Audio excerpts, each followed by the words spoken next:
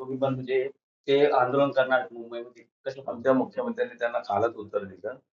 त्या मुख्यमंत्र्यांच्या काळामध्ये इथे एवढा मोठा अ, टी-ईटीचा घोटाळा झाला. तर त्यांनी ती पाहत तपासावं, त्यांच्या काळात काय झालं होतं. सांगण्यात आलं किंवा काल्पनिक घटना घडली, की गैरवर्तणूक जी आहे ते पोलिसांकडनं करण्यात आली. अशा पोलिसांवरती कारवाई केली गेली पाहिजे अशी मागणी नाही करणार का आपण? हे बघा, असं चुकीचं केलं असेल तर त्याच्यावर कारवाई झालीच पाहिजे. पण तुम्ही एकच बाजू पाहताय. सुरुवात कोणी केली? त्या आंदोलनामध्ये पोलिसांवर काय-काय हल्ले झाले, ते पण बघायचं. महिला पोलिसांवर पण हल्ले झाले. त्या दोन्ही गोष्टी झाल्या ना त्याच्यात. म्हणूनच या गोष्टी कदाचित झाल्या असतील, पण विद्यार्थ्यांवर लाठीमार करणं हे चुकीचंच आहे. पण मी आधीच तुम्हाला सांगितलं, की विद्यार्थ्यांच्या नावाखाली इतर लोकं त्याच्यात घुसली आणि त्यांनी या विद्यार्थ्यांच्या आंदोलनाला गालबोट लावून टाकलं. तर आताच विद्यार्थी पण ते म्हणतात, की प्रधानांचा राजीनामा झाल्याची चर्चा होणार.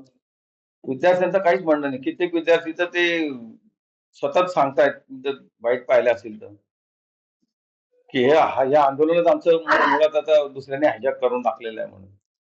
धर्मेंद्र प्रधान हे सगळ्या एज्युकेशन सिस्टमचे मंत्री आहेत. मी आधीच तुम्हाला सांगितलं, की ही एक इंडिपेंडंट ऑटोनॉमस बॉडी ही एक्झाम घेत असते.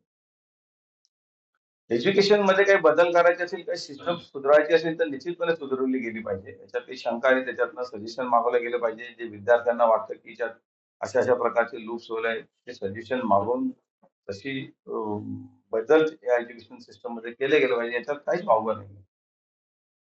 पण त्याच्या नावाखाली देशातच काहीतरी जातीयता माजवणे किंवा हिंसाचार माजवणे आणि देशालाच आपल्या कमी व्हायला लावणे, काही मार्ग निघेल असा काही विश्वास आहे आपल्याला? मार्ग निघालाच पाहिजे. शेवटी ते आपल्या देशाचे विद्यार्थी, ते देशाचं भवितव्य आहे. त्यांच्याशी डिस्कशन करून, पण विद्यार्थ्यांशी डिस्कशन करून मार्ग काढला गेला पाहिजे. सरकार कुठेतरी अपयशी ठरते असं वाटत नाही का सर आपल्याला, की त्यांच्याकडनं समजावलं जात नाही किंवा मार्ग निघत नाही त्याच्यामधून? मला पत्रकार बांधवांना आधी विनंती करायची आहे, की दिल्लीत जे आंदोलन चाललंय, खरं तर विद्यार्थ्यांना भडकवण्याचा प्रयत्न केला जातो. हे विद्यार्थ्यांचं आंदोलन होतं. त्याला टोटली राजकीय आंदोलन करून टाकलेलं. कधीतरी देशाचा युवक जागा झाला होता, विद्यार्थी जागा झाला होता.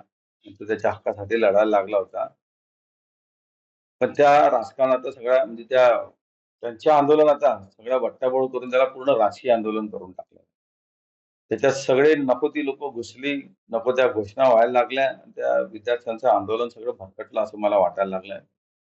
तर बेसिक गोष्टीवर कोणीच जात नाही. की नीटच्या एक्झामच्या बाबतीतलं हे आंदोलन होतं. नीटची एक्झाम म्हणजे काय? एम-बी-बी-एस, बी-डी-एस म्हणजे मेडिकल एज्युकेशनच्या बाबतीतली ही एक्झाम, परीक्षेच्या बाबतीतलं हे आंदोलन होतं. ते दुसरीकडे चाललं गेलंय सगळं. माझी तरुण विद्यार्थ्यांना सगळ्यांनाच विनंती आहे, की राजकारणाचे बळी होऊ नका. विद्यार्थी म्हणून जेव्हा आपण विद्यार्थी दशेत काम करतो किंवा अभ्यास करत असतो, तर आपल्याला भडकवणारे किंवा राजकीय क्षेत्रात ओढण्यासाठी किंवा सरकारच्या विरोधात मुद्दाम आणण्यासाठी काहीतरी गोष्टी केल्या जातात. माझं विद्यार्थ्यांना आव्हान आहे, की आपण अशा गोष्टी त्या राजकारणात पडू नये. आपलं भवितव्य त्या दृष्टीने आपण विचार करावा. सर कोण कोण असेल म्हणजे तुम्हाला असं वाटतं, की कोण कोणाच्या माध्यमातून हे भडकवण्याचं काम जे आहे ते केलं जातंय? हे विरोधी पक्षच करताय. कोणाला याच्या बाबतीत काही थोडीशी तरी माहिती आहे का, की ही एक्झाम कोण कंडक्ट करतं? कोण करतं ही exam conduct? National testing agency, NTA ही एक्झाम कंडक्ट करते. त्या एजन्सीकडे सगळ्याच एक्झाम्स असतात या. म्हणजे मेडिकल असेल, इंजिनिअरिंगच्या असतील किंवा युनिव्हर्सिटीच्या काही एक्झाम, अशा बऱ्याच ज्या कॉम्पिटिटिव्ह एक्झाम असतात त्या या एन-टी-एच्या माध्यमातून घेतल्या जातात. 1986 ला नॅशनल एज्युकेशन पॉलिसी आली होती. त्याच्यामध्ये पूर्ण देशामध्ये न ही पॉलिसी लागू करण्यात आली होती 1986 ला. 1982 ला 92 ला एक विचार पुढे आला, की सगळे एक्झाम ज्या आहेत या सेंट्रलाइज झाल्या पाहिजे. 1992 ला. 2010 मध्ये आय-आय-टीच्या काही तज्ञ विचारवंतांची एक कमिटी फॉर्म केली गेली. त्या कमिटीने एक शिफारस केली, की एक ऑटोनॉमस इंडिपेंडंट बॉडी तयार झाली पाहिजे, जी हे सगळ्या एक्झाम कंडक्ट करेल. आज जी एक्झाम घेते NTA ही एक इंडिपेंडंट ऑटोनॉमस बॉडी आहे. ती जरी हायर एज्युकेशनच्या अंडरमध्ये असली तर हायर एज्युकेशन हे फक्त त्याचं एक प्रकारचं ओव्हरऑल सुपरविजन करतं फक्त.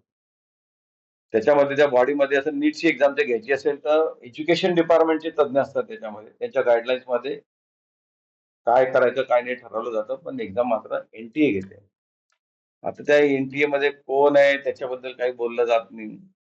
त्या NTAच्या खरं तर कोणी पेपर फोडले, कोणासाठी फोडले त्याच्याबद्दल काही बोललं जात नाही. ज्या प्रायव्हेट कोचिंग क्लासेस वाल्यांनी हे सगळे उद्योग उचापती केल्या त्यांच्याबद्दल कोणी बोलत नाहीये आणि ते आंदोलन दुसरीकडे घेऊन चालले गेले. विद्यार्थ्यांचं नुकसान होऊ नये ही गोष्ट सगळ्यांना मान्य आहे. एखादी पेपर फुटीमुळे विद्यार्थ्यांचं नुकसान होतं ही गोष्ट अतिशय चुकीची आहे. पण त्याच्यातनं मार्ग काढण्याच्या ऐवजी विद्यार्थ्यांना भरकटवणं आणि देशात अस्थिरता निर्माण करण्याचे प्रयत्न होत आहेत. ही चुकीची गोष्ट आहे. नाही इंटेलिजन्सचं फेल्युअर कसं असणार याच्यामध्ये? आता एवढ्या आंतरराष्ट्रीय स्तरावरनं या सगळ्या गोष्टी घडताय इंटेलिजन्सला माहिती असतं. पण शेवटी युवक आहे.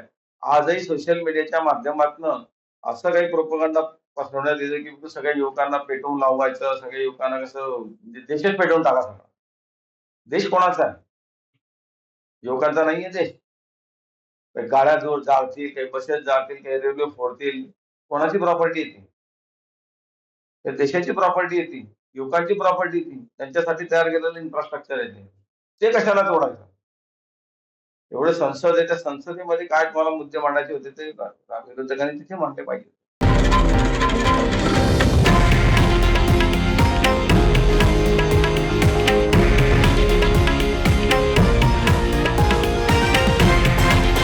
हे आहे देशातील नंबर 1 न्यूज नेटवर्क आणि आपण पाहत आहात TV9 मराठी, एकमेव.